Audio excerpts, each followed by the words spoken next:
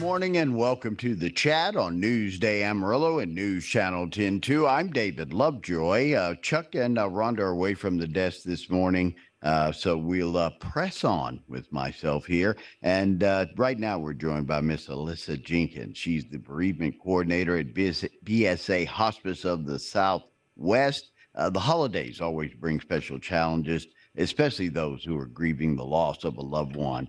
Due to the pandemic and other issues over the last couple of years, this is first Christmas with some of those dear ones that we have loved. A holiday without them now coming up around this year. And BSA Hospice of the Southwest is putting out an effort to help those dealing with the grief and sometimes the loneliness and sadness of the holidays. Ms. Jenkins, welcome to the chat this morning. Good morning. Now, first off, BSA Hospice of the Southwest, tell us a little bit about the mission for this organization. Yeah, so the mission here is, to provide support in our community via hospice, but also through our bereavement program.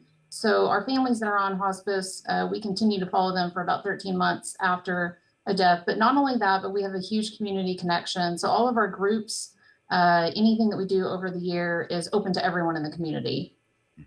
This time of year, during the holidays, we get close to, of course, to me, Thanksgiving, there's no bigger family holiday than that. And we start gathering our loved ones and people you care about in your lives. And could be a really slippery slope for someone who's trying to deal with grief of a departed loved one. Tell us a little bit about the support groups and why. Why is it important to have that contact and someone to reach out and be able to talk to during this season? Yeah, so we have 3 different workshops. We had one last week. Over 30 people came, which makes me realize that, people are seeking some guidance and some tips and things like that on what to do over the holidays. And then 2 more, one this Thursday and then one December 6th. But part of what we talk about is just to give everybody some validation that they're not the only one going through this on the holidays. It can be difficult. And then we just kind of talk with each other about changes to traditions, doing what you need to do, setting boundaries, things like that. What a holiday looks like to one person may not look like that to another person. So that's important for every individual.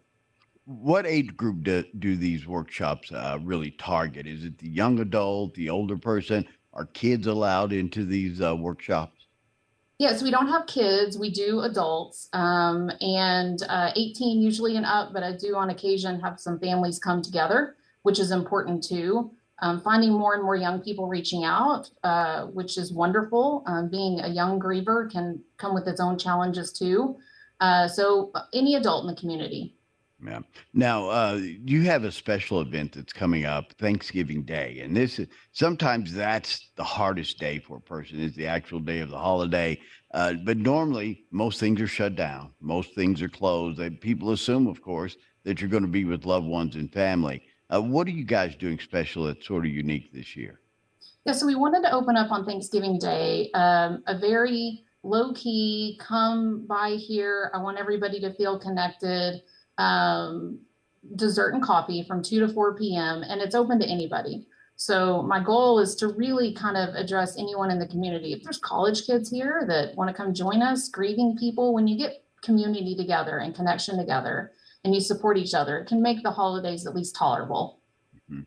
Oh, over the past 24 to 30 months dealing with the pandemic, we've seen a lot of grief. We've seen a lot of death brought on by that and other incidents in our community. And the need to grieve is there. Is it really a tough thing to get someone to say, let's take the horse to water? Is it tough to get people to come and be a part? Because you kind of shut yourself off, you wall yourself off to kind of protect yourself. How tough is it? How hard is it to get through that shell to get to those people who are suffering? Well, I think a lot of people grieve based upon how they think they should grieve. So really all it takes is, a couple of close friends, giving them that permission, which is what we want to do too, to allow themselves to grieve how they want to, rather than how they think they should be doing.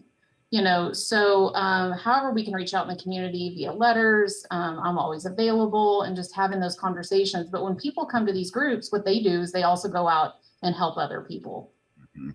And we've seen a shortage, a great need too for counseling, for behavioral help. Is this really sort of the idea that BSA Hospice is trying to do? Is give access to those who might otherwise not have access to someone in the behavioral health field to deal with these issues? Yeah, and we go through the same struggles as well. There's me and another colleague trying to manage everyone. And when you're in the social work field or counseling field, you have a desire to help everyone. So it's so hard to turn somebody down, but we try to get them the resources they need. But I feel it just like everybody else does in the community. Hmm. One thing that BSA Hospice of the Southwest also offers is a chance for those who want to give back, who want to be a part of the helping process. And some of these things that you need help with aren't necessarily counseling or in events. It's office work, it's paperwork, it's scheduling, and those sort of things. Tell the folks how they can be a part of this great mission of BSA Hospice. Yeah, so I think when somebody becomes a volunteer, if they're a grieving person, it gives them the opportunity to give back, which can be very helpful in your own grief. But we have anything from office duties, we have bereavement volunteers that have helped with support groups. If they have a niche and they can bake, then we will find a way for them to help out here. Yeah. They can get a hold of Paige Viscara here at our office anytime, talk to her about volunteering. We love to have anybody that we can come up here and help out. Well, the BSA Hospice of the Southwest offering these grief and holiday support groups. All sessions will be held from 6 until 7:30 at 5211 Southwest Ninth Avenue. And then the coffee and dessert event on Thanksgiving Day from 2 until 4. The sessions are November 17th and 6th. Those are the ones that are available now. Then, of course, on Thanksgiving Day from 2 until 4. If you need more information, no need to register in advance, but they're asking you to call so they can make sure they have room for you.